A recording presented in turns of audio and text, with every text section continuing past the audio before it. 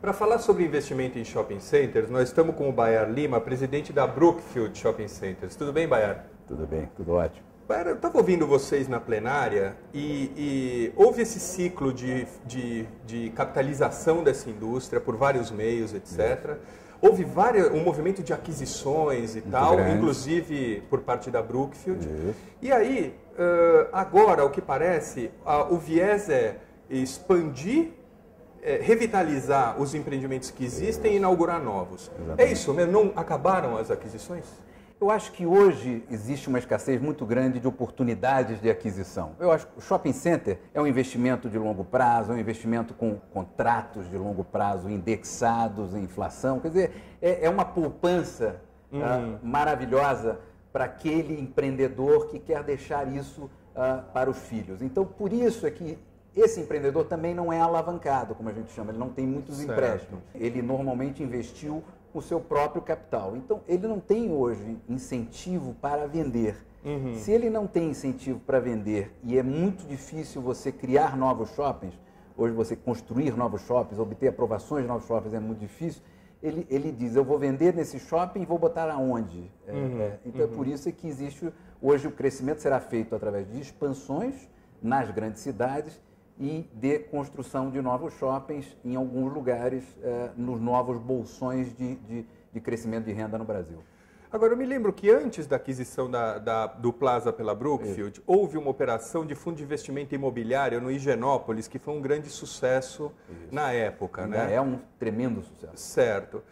Existe a ideia de vocês de fazer esse tipo de fundos para os outros empreendimentos ou não? Não, nós temos no West Plaza, mas não é nosso, foi a participação da Brazilian Capital e também é dentro de um ativo nosso que é o West Plaza, que é um ativo que nós estamos fazendo uma reforma enorme, temos um projeto de uma torre para construir lá. Se nós tivermos projetos com o retorno adequado para o nosso capital ou para o capital de terceiros, essencialmente através de fundos imobiliários, que eu acho que é o grande veículo hoje de crescimento da indústria, pela característica do empreendimento, ele é imobiliário e é renda. Você cresce na valorização imobiliária e você cresce no aumento de renda. Então, o fundo imobiliário é o veículo perfeito para você expandir e capitalizar essa indústria no futuro. O problema hoje é falta de projetos. Hoje existe um excesso de capital na indústria buscando projetos novos. Mas, Bayar, é isso que eu não consigo compreender direito. Vocês todos, mais ou menos em uníssono, vocês falam, capital existe e não existem os projetos. Isso. Mas quem é que faz os projetos? Esses projetos,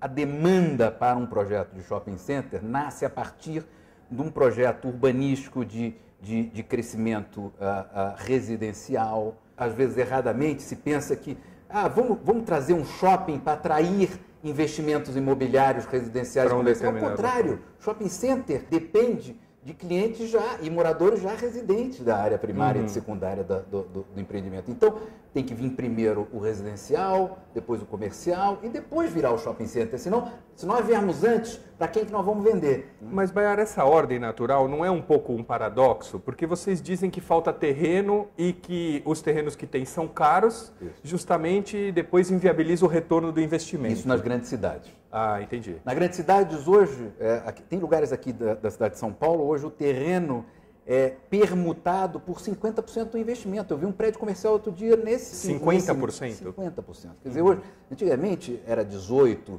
20%, 21%, 25%. Quer dizer, na hora que você chega nesse nível de valorização do terreno, pela dificuldade...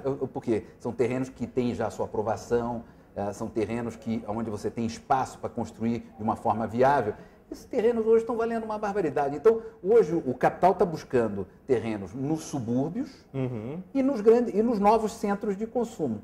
Para isso, tem que ter densidade demográfica e de consumo nessas áreas. Essa exigência de densidade que você diz, tanto comercial quanto de habitantes e tal, Há pouco tempo atrás, eu ouvia um número mágico que era 500 mil habitantes, tá certo? O mínimo numa cidade de 500 mil habitantes para se ter um shopping center. Exatamente. Hoje é menor, hoje é 350. É isso que eu queria dizer para você. O que mudou? O quê? Subiu o poder de consumo dessas mesmas habitantes? A capacidade dos shoppings de atrair população ao redor.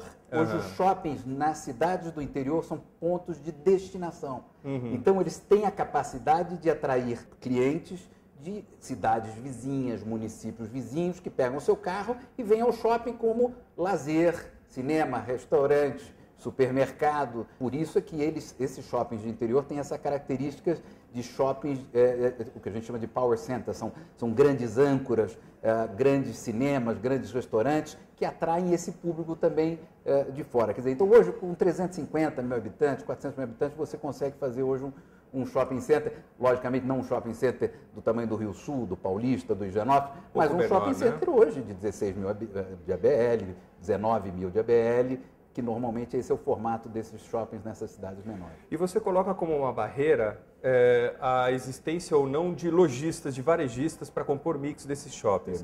Isso é um problema mesmo?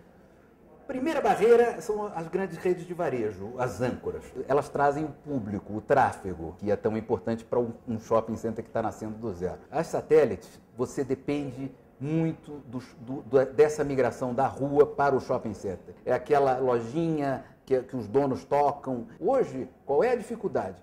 Você depende de 4, 5 âncoras, você depende de 2 livrarias, 2 grandes cadeias de livraria, você depende de 2 cadeias de cinema, sendo que uma delas tem 70% do mercado. E aí, para você realmente ter um retorno atraente do teu investimento, você precisa da satélite, que é quem paga os aluguéis mais altos, aluguéis mínimos. Por metro. E por metro quadrado. Então, para ter essa disponibilidade, você tem que ter um mercado local onde possa haver essa migração da loja de rua para o shopping center. Por isso é que é uma dificuldade, é uma barreira de entrada bastante significativa.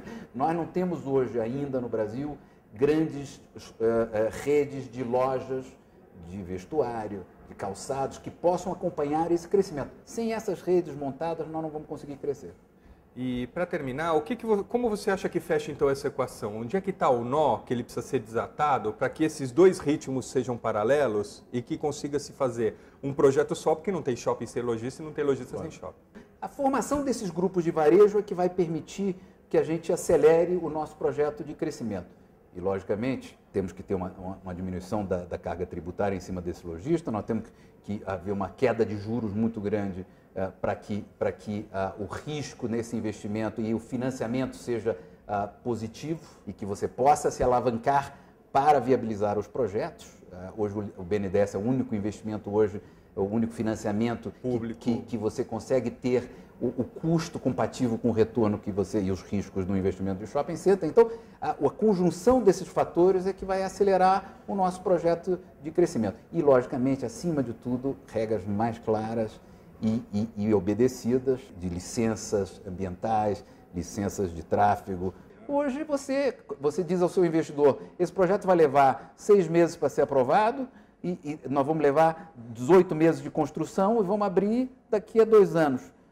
O que acontece é que os 6 viram 2 anos, os 18 viram 24, e aí o teu cash flow, o teu fluxo de caixa vai para frente 2, 3 anos e o retorno certamente cai bastante. Por isso que projetos novos de shopping center tem que ter uma margem de erro muito grande para absorver esses tipos de risco. Obrigado pela entrevista. Obrigado. Maravilha.